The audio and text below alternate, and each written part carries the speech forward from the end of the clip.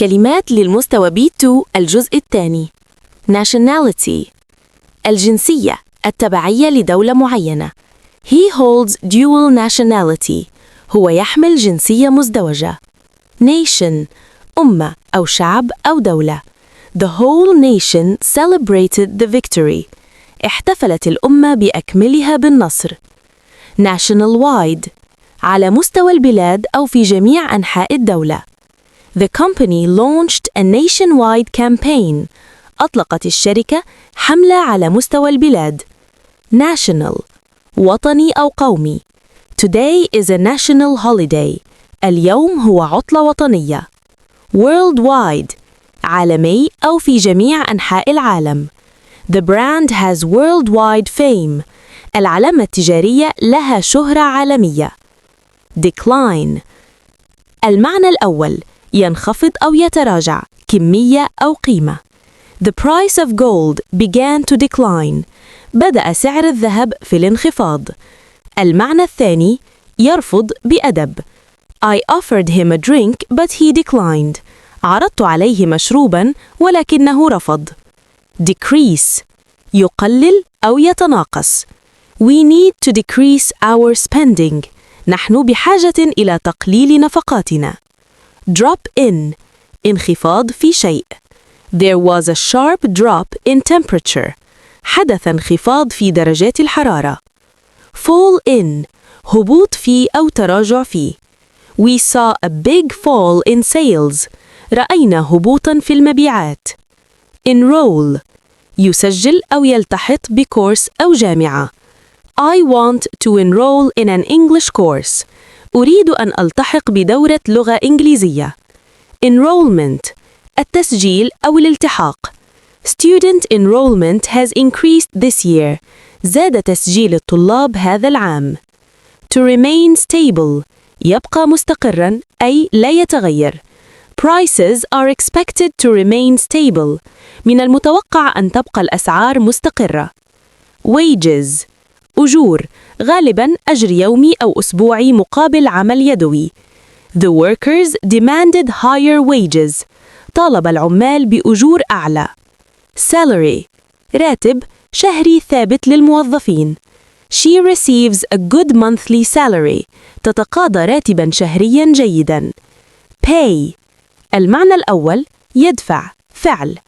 I will pay for the coffee. سأقوم بدفع ثمن القهوة.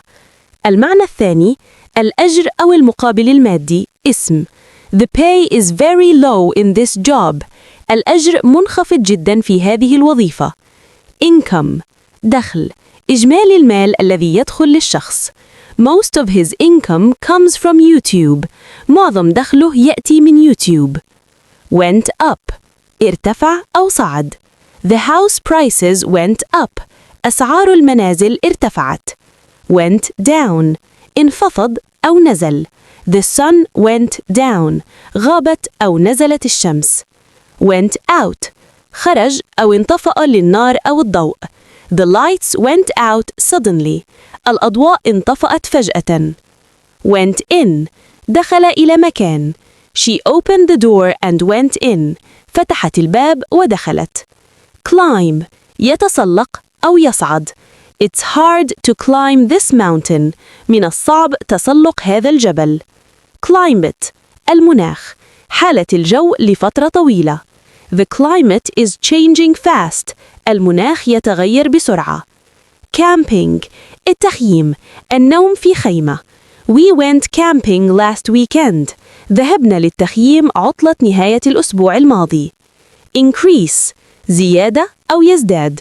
There is an increase in oil prices. هناك زيادة في أسعار النفط. Surge طفرة أو ارتفاع مفاجئ وقوي. A surge in electricity usage. ارتفاع مفاجئ في استهلاك الكهرباء. Major changes تغييرات كبيرة أو رئيسية. The company made major changes. أجرت الشركة تغييرات كبيرة. Hold steady يظل ثابتاً أو لا يتغير. Oil prices will hold steady this month. ستظل أسعار النفط ثابتة هذا الشهر. Hold up المعنى الأول يؤخر. Sorry, I was held up in traffic. آسف، لقد تأخرت بسبب الازدحام. المعنى الثاني يصمد أو يظل قوياً. The old bridge is still holding up. الجسر القديم لا يزال صامداً. Hold on. المعنى الأول ينتظر، غالباً على التليفون. Please hold on for a moment. من فضلك انتظر للحظة. المعنى الثاني يتمسك بشيء. Hold. المعنى الأول يمسك. Can you hold my bag؟ هل يمكنك أن تمسك حقيبتي؟ المعنى الثاني يقيم اجتماع أو احتفال. They will hold a meeting tomorrow. سيقيمون اجتماع غداً. Exclamation. تعجب أو صياح.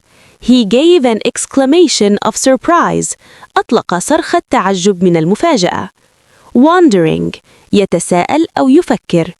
I was wondering if you could help me. كنت أتساءل لو كان بإمكانك مساعدتي. Wandering. يتجول بلا هدف أو يهيم. He was wandering in the streets. كان يتجول في الشوارع. Gallivanting. يتجول طلباً للمتعة. كلمة مستواها عالي. They are gallivanting all over Europe. إنهم يتجولون للمتعة في أنحاء أوروبا. Roaming. التجوال للإنسان أو الحيوان. Cows were roaming the fields. كانت الأبقار تتجول في الحقول. المعنى الثاني خدمة التجوال للموبايل. Rooming. يقيم في غرفة أو يشارك السكن. I am rooming with a friend. أنا أقيم في غرفة مع صديق. Held. التصريف الثاني والثالث لhold. المعنى أمسك أو أقيم. The meeting was held yesterday. الاجتماع أقيم بالأمس. Rise. يرتفع أو تشرق الشمس. The sun will rise at 6 a.m. ستشرق الشمس الساعة 6 صباحاً. Rose, risen, rising. تصريفات rise. ماضي. تصريف ثالث. اسم فاعل. The water level is rising. منسوب المياه في ارتفاع. Raise, raised, raising. يرفع شيء أو يربي أطفال أو حيوانات. Please raise your hand. من فضلك ارفع يدك. Inner. داخلي غالباً للأشياء المعنوية أو المركز. The inner city is crowded. وسط المدينة مزدحم. Indoor. داخلي داخل المبنى. Tennis is an indoor sport. التنس رياضة تمارس في مكان داخلي. Within. ضمن أو في نطاق. The goal is within reach. الهدف ضمن نطاق الوصول. Internal. داخلي للمؤسسات أو الجسم. The medicine is for internal use only. الدواء للاستخدام الداخلي فقط. Interior. التصميم الداخلي أو الداخل. The car's interior is beautiful. التصميم الداخلي للسيارة جميل. Inside. بالداخل. Wait for me inside. انتظرني بالداخل. Potentially. محتمل أو من الممكن مستقبلاً. This is a potentially dangerous situation. هذا موقف خطير بشكل محتمل. Possibly. ربما أو من الممكن. Can you possibly help me؟ هل من الممكن أن تساعدني؟ Likely. من المرجح. It is likely to rain today. من المرجح أن تمطر اليوم. Probably. غالباً أو على الأرجح. I will probably stay home. غالباً سأبقى في البيت. Wrap up. المعنى الأول ينهي عمل أو فيديو. Let's wrap up the meeting. فلننهي أو نختم الاجتماع. المعنى الثاني يغلف هدية. Sentence. We saw a decline in company profits. رأينا انخفاضاً في أرباح الشركة.